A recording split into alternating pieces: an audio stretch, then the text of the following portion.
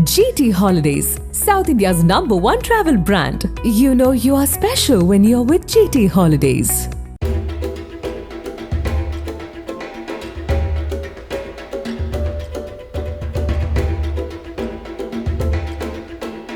உத்தரப்பிரதேச மாநிலம் ராம்பூர் மாவட்டத்தில் டிசம்பர் 28ஆம் தேதி ஞாயிற்றுக்கிழமை மாலை நடந்த கொடூர சாலை விபத்து பலரையும் அதிர்ச்சியில் ஆழ்த்தியது.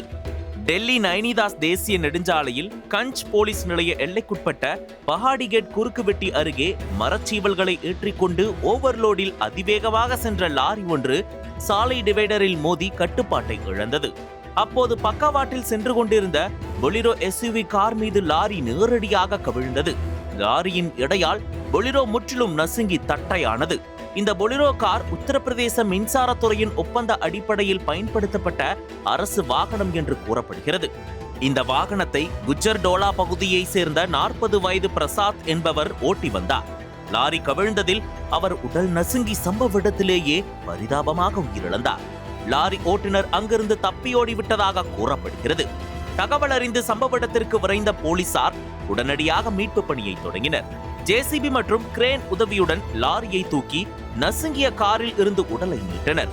லாரியில் இருந்து கொட்டிய மரத்துகள்களால் அந்த சாலையில் சுமார் 3 மணி நேரம் போக்குவரத்து நெரிசல் ஏற்பட்டது.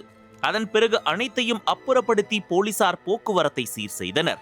மேலும் காரில் வேறு யாரும் இல்லை என்றும் பிரசாத் கான் மட்டுமே காரை ஓட்டி வந்தார் என்றும் போலீசார் உறுதிப்படுத்தியுள்ளனர். இந்த விபத்து குறித்து வழக்கு பதிவு செய்த காவல்துறையினர் விசாரணை நடத்தி வருகின்றனர். ஓவர்லோடுடன் லாரி அதிவேகமாக வந்ததும் காரின் ஓட்டுநர் திரும்புவதற்காக இண்டிகேட்டர் காட்டாததும் தான் இந்த கொடூர விபத்துக்கு காரணம் என்று முதற்கட்ட விசாரணையில் தெரிய வந்திருக்கிறது. இதனிடையே அந்த பகுதியில் பொருத்தப்பட்டிருந்த CCTV கேமராவில் இந்த கோர விபத்து பதிவாகி இருந்த நிலையில் தற்போது அந்த வீடியோ காட்சிகள் சமூக வலைதளங்களில் வெளியாகி அதிர்ச்சியை ஏற்படுத்தியிருக்கின்றன.